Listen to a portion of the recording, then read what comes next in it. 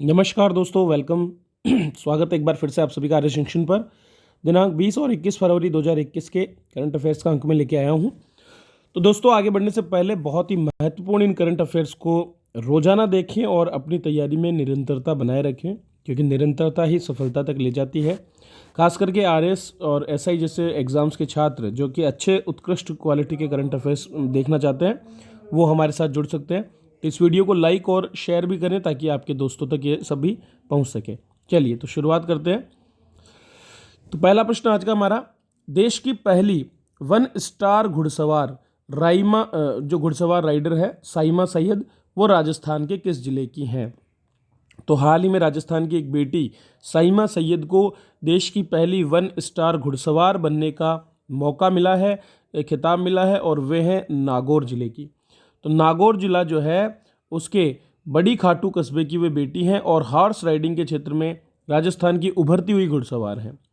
साइमा सैयद ने 84 किलोमीटर की endurance race जो है उसमें कांस्य पदक के साथ क्वालिफाई किया और देश की पहली 1 स्टार महिला राइडर बन गई हैं। इक्वेस्ट्रियन फेडरेशन ऑफ इंडिया और all India Marwari horse society Gujarat chapter के तत्वाधान में 17 से 18 फरवरी को गुजरात के अहमदाबाद में आयोजित इस प्रतियोगिता में उन्होंने ये खिताब जीता है। इस प्रतियोगिता में साइमा ने मारवाड़ी घोड़ी जिसका नाम है अरावली, तो मारवाड़ी घोड़ी अरावली पर माउंट होकर के प्रतियोगिता में हिस्सा लिया था। तो ये एक बहुत ही अच्छा प्रश्न है साइमा सैयद के बारे में जो पूछा जा सकता है।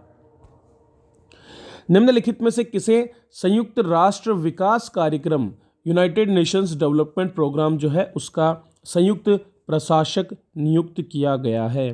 तो दोस्तों, उषा राव जो हैं इन्हें संयुक्त प्रशासक नियुक्त किया गया है संयुक्त राष्ट्र विकास कार्यक्रम का। इनका पूरा नाम उषा राव मोनारी है और ये भारत की अग्रणी इन्वेस्टमेंट प्रोफेशनल हैं। तो इन्हीं को जो है यूएनडीपी का संयुक्त प्रशासनिक जो है वो नियुक्त किया गया है। ब्लैक स्टोन इंफ्रास्ट्रक्चर समूह की ये वरिष्ठ सलाहकार भी रह चुकी हैं और 3 दशकों से इंफ्रास्ट्रक्चर के क्षेत्र में निवेश का अनुभव इन्हें वर्तमान में है। उषा राव इससे पहले ब्लैक स्टोन पोर्टफोलियो की company global water development partner की सीईओ भी रह चुकी हैं।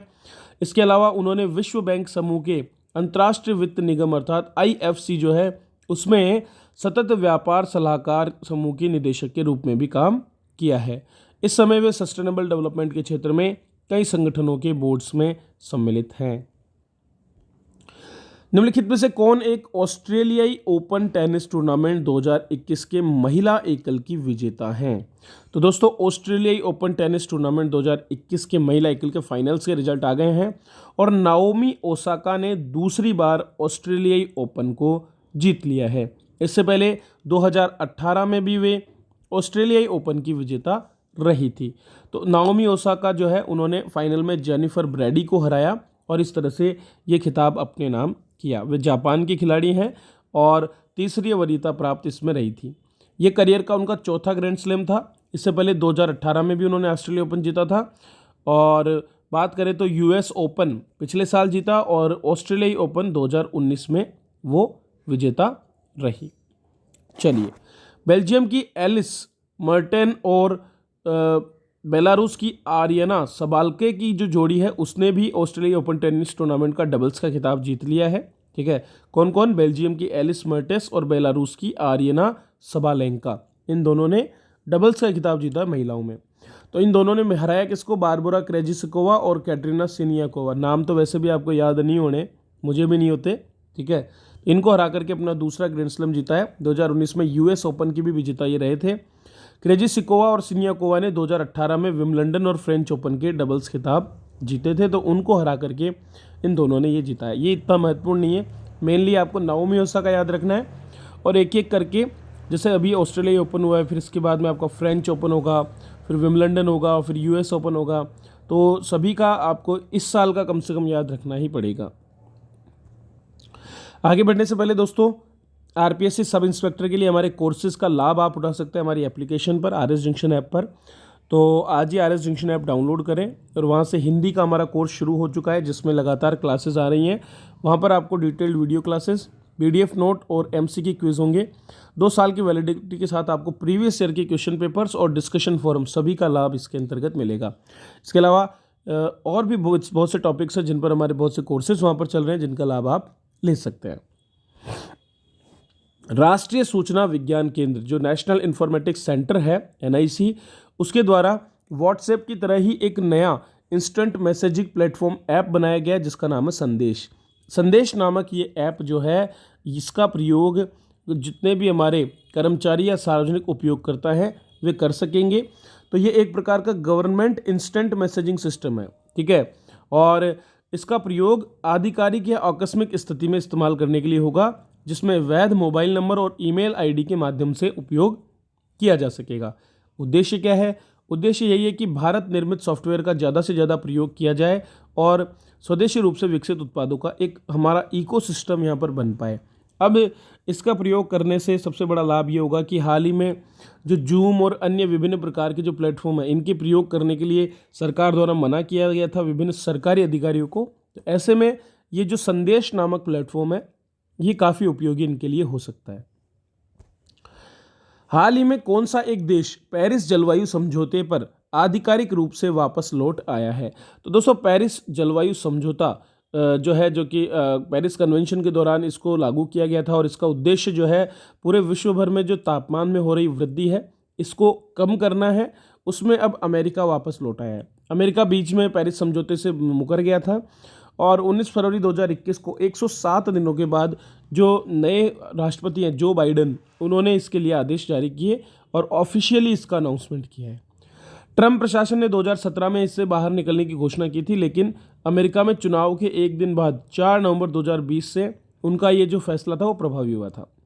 और एंटोनियो गुतेरेस जो वर्तमान में संयुक्त राष्ट्र के महासचिव हैं, उन्होंने इस फैसले को महत्वपूर्ण बताया, क्योंकि इससे, चूँकि अमेरिका एक बहुत बड़ा उपभोक्ता देश भी है और बड़ी मात्रा में कार्बन उत्सर्जन होता है, तो ऐसे में पूरे विश्व में यदि हमको क्लाइमेट की चुनौती से लड़ना है तो अमेरिका का इसमें रहना आवश्यक है।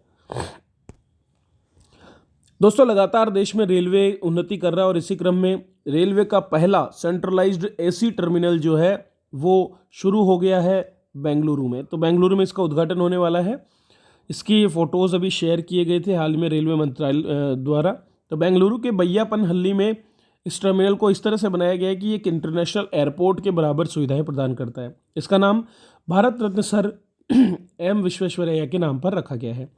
इस टर्मिनल को बेंगलुरु एयरपोर्ट की तर्ज पर ही बनाया गया है और इसमें एक बड़ा हाई क्लास वेटिंग हॉल होगा जहां यात्री अपने ट्रेनों का इंतजार कर सकते हैं। यहाँ VIP लॉन्च की व्यवस्था भी होगी, digital real time passenger information system होगा और एक शानदार फूड कोर्ट भी अवेलेबल होगा। स्टेशन का अपना वाटर रिसाइकलिंग प्लांट भी है जिसकी क्षमता 4 लाख लीटर। तो इकोसिस्टम को बनाए रखने में भी ये हमारी मदद करेगा। भारत के कौन से एक शहर को 2020 के tree city of the world के रूप में मान्यता दी गई है? तो दोस्तों, हैदराबाद देश का पहला ऐसा शहर बन गया जिसे 2020 tree city of the world बनाया गया है। क्यों? दरअसल आर्बर डे फाउंडेशन, जो कि संयुक्त राष्ट्र अमेरिका स्थित 1972 में स्थापित किया गया एक फाउंडेशन है, और संयुक्त राष्ट्र का खाद्य और कृषि संगठन FAO, इन दोनों ने मिलकर के हैदराबाद शहर को इस शहर के रूप में मान्यता दी है। कुल मिलाकर 51 दुनिया के ऐसे शहर हैं। दूसरा साल था जब ये घोषणाएं की गई है, तो आर्बर डे फाउंडेशन ने दुनिया के 51 शहरों में हैदराबाद को भी सम्मिलित किया है। ज़्यादातर America, United kingdom, Canada, Australia के हैं। हैदराबाद पहला शहर है। अब ये है क्या? ट्री सिटी का मतलब प्लान क्या है? दरअसल दोस्तों, यह कार्यक्रम सामुदायिक आधार पर वृक्ष और वनों के प्रबंधन के लिए सबसे सफल दृष्टिकोण साझा करने और उसे अपनाने के समर्पित नेटवर्क के लिए है। और ऐसे शहर जो प्रतिबद्ध है अपने यहाँ पर जो अर्बन फॉरेस्ट हैं उनको बनाए रखने के लिए, जो पेड़ पौधे हैं उनको बनाए रखने के लिए, उनको इसमें चिन्हित किया जाता है। तो अभी हाल ही में जो हैदराबाद तेलंगाना है, उसने अपने जो वन क्षेत्र है उसको 25% से 33% पर ले जाने के लिए एक कार्यक्रम भी आयोजित किया हुआ है। तो उसी के अधीन हैदराबाद में भी जो है वनों का संरक्षण किया जा रहा है और इसीलिए हैदराबाद को इसमें सम्मिलित किया गया है। तो दोस्तों, ये थे आज के करंट अफेयर्स जिस पर मैंने आपसे चर्चा की। इनका PDF वार्षिकांक के रूप में गुलदस्ता वार्षिकांक 2020 अवेलेबल है आपकी एप्लीकेशन पर। तो अच्छा लगे तो लाइक कीजिए, शेयर कीजिए अपने दोस्तों के साथ और सब्सक्राइब कीजिए हमारे चैनल को। वीडियो देखने के लिए आप सभी का बहुत बहुत धन्यवाद।